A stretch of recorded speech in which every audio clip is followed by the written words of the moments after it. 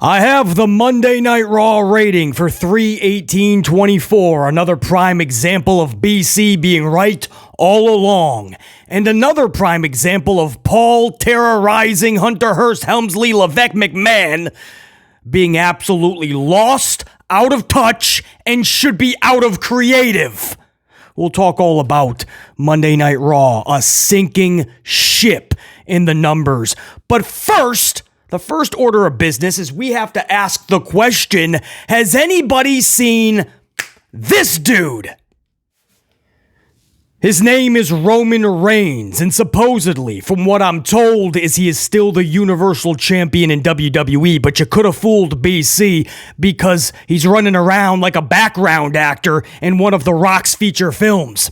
Right? The Rock's newest movie, starring, of course, Dwayne Johnson and Cody Rhodes, a cameo by Sethington Rollins, and your lead background actor, Roman Reigns. Because let's get serious for a second. Let's be totally honest. Roman Reigns is a non-factor in WrestleMania 40. He is a non-factor in this WrestleMania season. And if you needed any more proof that that title should have came off of him at 39, here it is. Roman Reigns is non-existent. You know, for a whole year, we talked about that title having to come off of Roman because for Cody Rhodes, he needed it, right? Cody was going to all of these countries.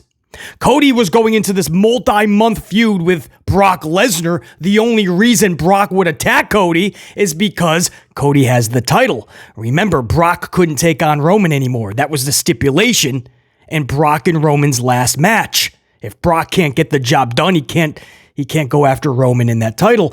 So everything was riding on Cody getting the title. And for the whole year since that audible was made and they kept it on Roman, we kept harping on the fact that Cody looked like an idiot. There was no struggle. There was no adversity. Cody Rhodes faced the Judgment Day 70 times in 2023. If that is struggle, if that is adversity, they can take it and shove it up their ass. Nobody wants it. But we didn't look at the other side of it, right? Roman Reigns just went on vacation basically the rest of the year. The couple of times he showed up, majority, even pay-per-views, was tag team matches, right? He was tagging up.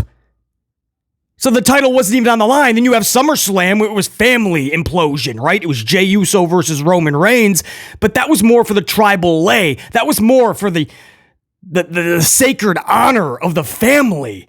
The title was secondary. There was no reason under the sun for Roman Reigns to have that championship in 2023 past Mania. There was no reason under the sun other than to try to get to The Rock and Roman Reigns at 40 if The Rock would become available. But even that wouldn't need a title. But here we are at 40, and if you ever needed more proof that BC and the Amplified unit were correct from the beginning, here it is. Roman Reigns and Cody Rhodes is an afterthought. That's supposed to be your main event for night 2. That's the main event of main events for 40. Part 2, Cody and Roman. And nobody's even talking about it. Why? There's no story. They're rehashing the same story from 39, and they're just dusting it off, right? The story is to finish the story. But that story ended at 39. This is a completely new book. You could put the cute little tagline all you want. This is a completely different book because it's a completely different look. It's a different book because it's a different look. WWE, the landscape looks completely different because it is completely different. All of these puzzle pieces, some gone, some have been added, is a new WWE. Whether we like it or not, whether for better or for worse, it's a new WWE. That electric atmosphere that was at 39, you're never going to get that again. You'll get the big pop, of course. When Roman drops that title, it'll be a big moment. Because we're all going to go, whoa, it happened. But you'll never recreate the magic that was there at 39. Roman Reigns is heading into WrestleMania 40. Do you realize it's like a ghost? You could call him Roman Reigns or you can call him Casper. It wouldn't matter. Whether he's a friendly ghost or a piss poor, pissant, piece of shit ghost, wouldn't matter. Casper Reigns.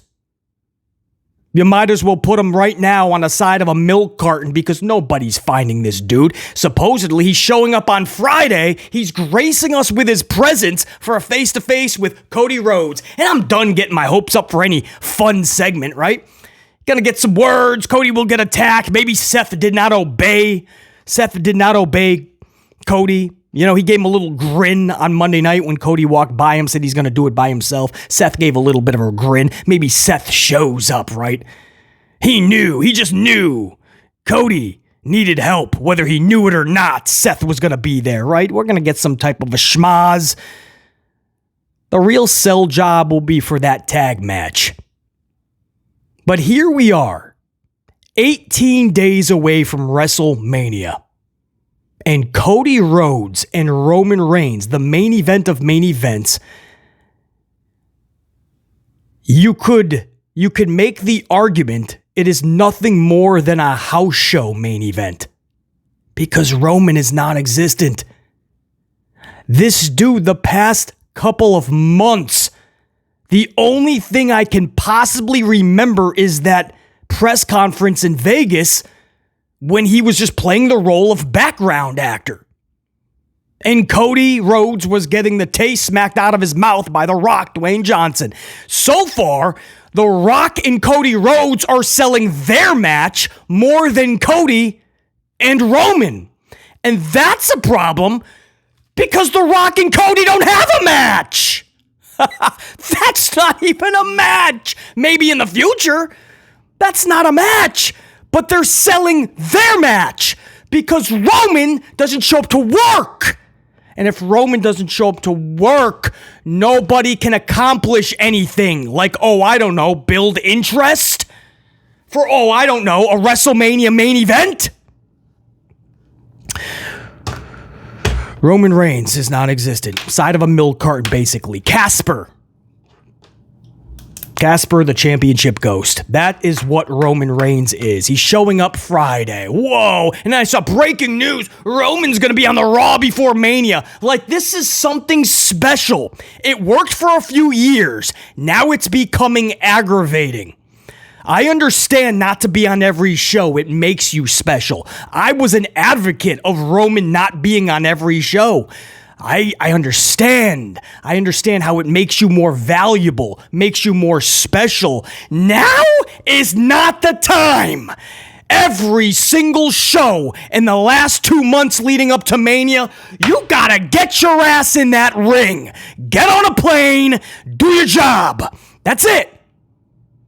There was no excuses. That we're being shocked. Whoa, Roman's gonna be there on the show before Mania. This is massive. The champion who's in the main event is gonna grace us with his presence.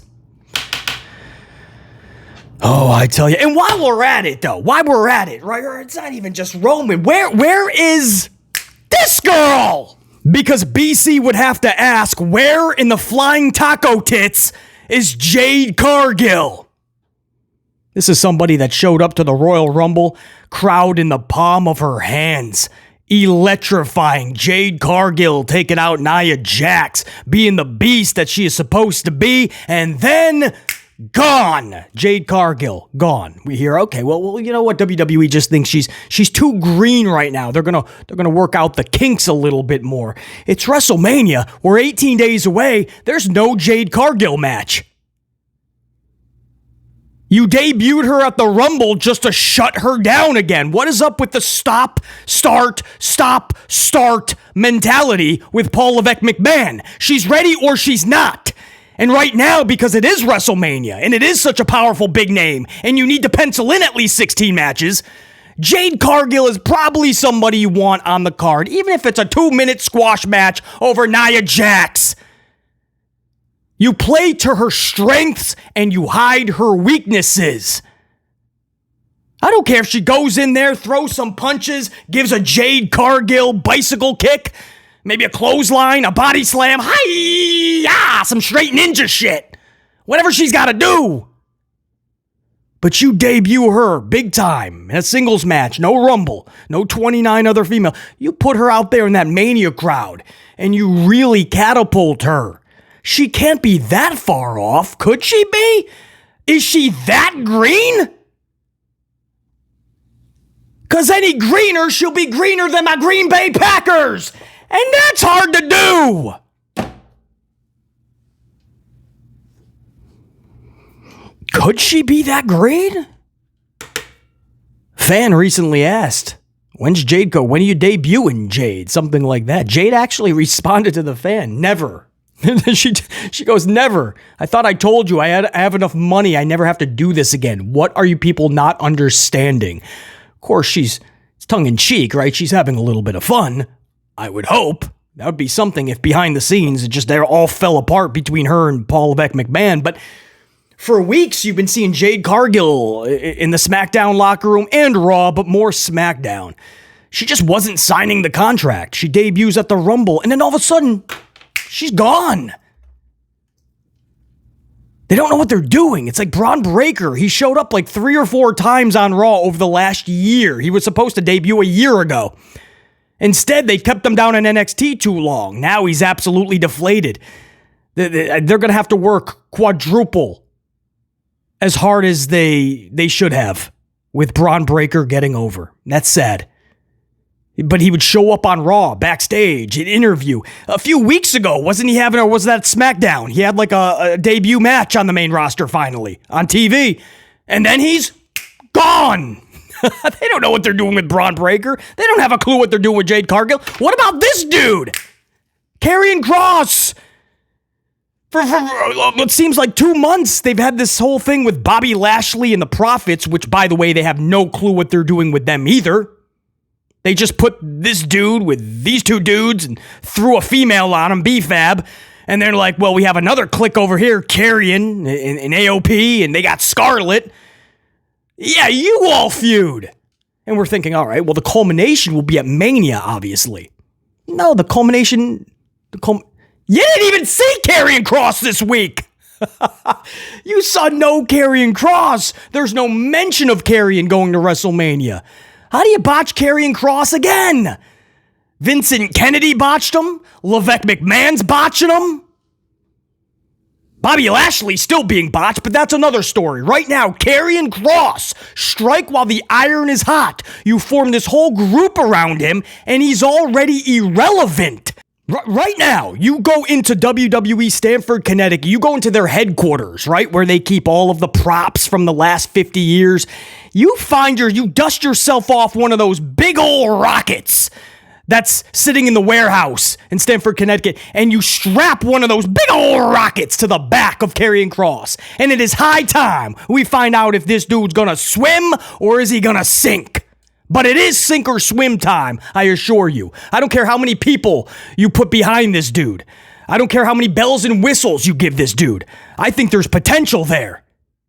It's a shame that on the main roster, this dude has been botched one too many times by too many individuals that call themselves the head of the head, the top of the top, the chief, the boss. You want to be head of creative? Get creative. You have a guy like Karrion Kross.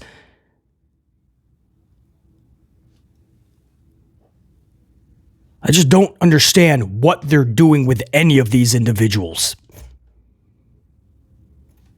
And you could keep going on and on, by the way. These are just some individuals coming out. If we're talking Roman and what are they doing with Roman, I couldn't help but think of Jade Cargill.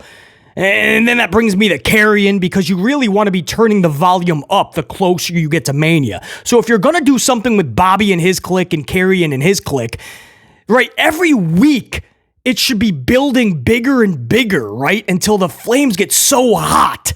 It's a combustible element. You have to pay your money to see WrestleMania for the conclusion, for the climax. Instead, Paul Levesque McMahon just somehow finds a way to get it cooler and cooler as we get closer to Mania. And it cools off to the point where nobody needs to see the payoff. It cools off to the point where Paul Levesque McMahon takes it off the show. And there's somebody out there that goes, well, The Rock took 20 minutes, basically. Karrion couldn't be on the show. No, The Rock was allotted 20 minutes, and he actually gave 30 seconds back to Paul Levesque McMahon. So the reports you heard were absolutely false. Brian Gerwitz already slammed those shut. So The Rock gave time back, but he was allotted 20 minutes because The Rock was selling WrestleMania's main events by himself. There was no Cody Rhodes. There was no Seth Rollins. There was, of course, no Roman Reigns. So The Rock had to sell WrestleMania by himself, and he was given 20 minutes. He took 19 and a half. So if you cannot fit in some of your biggest stars for what should be some of the bigger storylines for Mania, like Karrion Kross, or find something, anything to do with Jade Cargill, if you can't do that, remove yourself from head of creative. And of course, we're talking Levesque McMahon, and that brings us into the last bit of business for this upload. Again, because just a few hours ago, we put up the Raw review, so I don't want to take too long on this, because I know a lot of you guys haven't caught the Raw review yet, and that was almost an hour. What can I say? I had a lot to say. But speaking of Raw, I have the rating for you guys. The preliminary, anyway. This could switch a little bit, but this is what it looks like it's falling in the lines of, and that is a 1.6 semod. A 1.6 rating, down from last week's 1.7 semod. So they lost, I think the final number was about 60 to 70,000 more viewers from last week. As we get closer to WrestleMania, we are actually losing viewers along the way. This goes in line with everything I've been telling you, especially with Raw. Monday Night Raw is pulling in its lowest ratings ever, and you can pinpoint exactly when it started. It started when Paul Levesque McMahon took over fully of creative, and WWE is now pulling in their lowest ratings of all time for Monday Night Raw. SmackDown, even with The Rock, it's if you take away The Rock, SmackDown this week would have been probably a 2-1. Literally, guys, I think they pulled just under 2.4 because of The Rock. If you take him away, maybe you got a 2. Maybe you just barely went over 2, and that's on Fox. WWE Raw pulled a 1.6 semi. If you're wondering, guys, they pulled high 1.7s last year at around this week. So they lost over 100,000 viewers year to year. Not just week to week, which is 70,000, 60 to 70 from last week, but over 100,000 viewers from last year. You're not supposed to be losing viewers with this amount of talent, right? You have all these baby faces. You got the Cody Rhodeses, the Jey Usos, the LA Knights, the Randy Ortons. You got Roman Reigns, whether you want to cheer him or boo him. You're not supposed to be losing this amount of fans. And if you're wondering why, you shouldn't be. You should be 2 ears, 1 mouth for a reason. Listen to BC. Watch and listen to the channel more. I've been telling you what the problem is. Nope, these shows are not fun. They're not interesting. That's the problem. Do you realize Monday Night Raw had 4 tag team matches this week? 4. 2 of them were face versus face teams. No reason to split your audience and make your fans wonder, oh, who do I cheer for? Maybe I'll just sit on my thumbs. DIY, Creed Brothers, and Alpha Academy, and New Day. Why? And then there was 2 other tag matches. It was like Miz and R-Truth versus Indusheer. Like, that's what you're selling Mania in 18 nights? Indusheer versus Miz and R-Truth?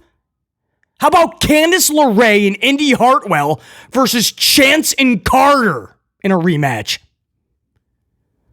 4 tag matches is the best you got? Oh, but don't worry. We got Ricochet versus the dirtiest of all the Dominics. Rico versus Dirty.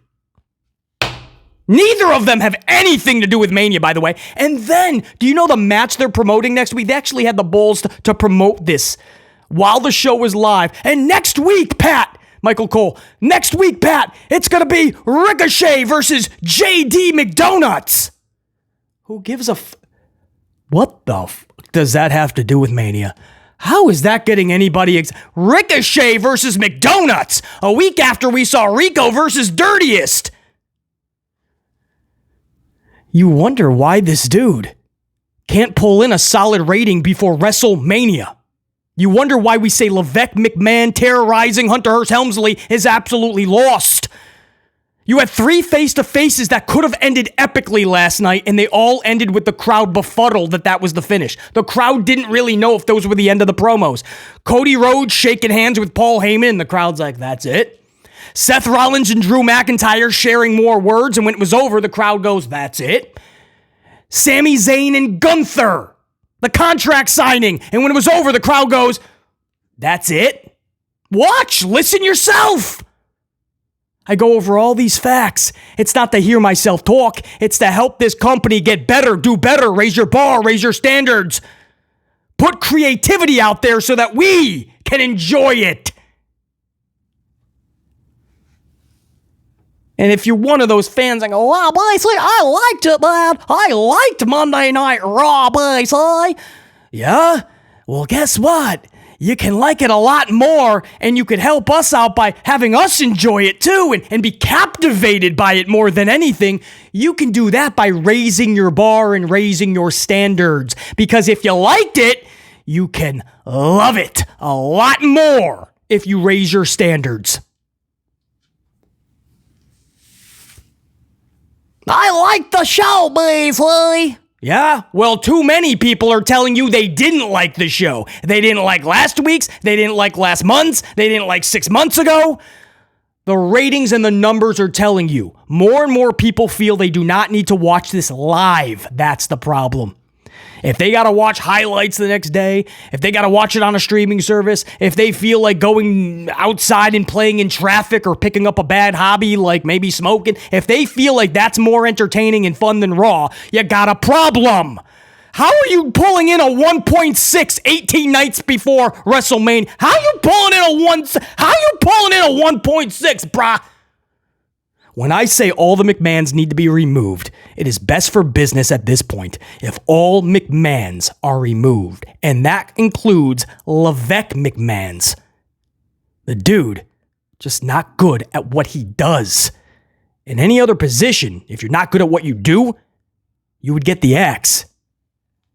We can only hope one day, man, I know he's too busy, but I can only hope that The Rock and Brian Gerwitz, maybe another individual or two, can take the reins of this show, because I assure you, if somebody like The Rock or Brian Gerwitz got a hold of this show, watch out, a lot more entertaining. But until that happens, if it ever would, this is what we have.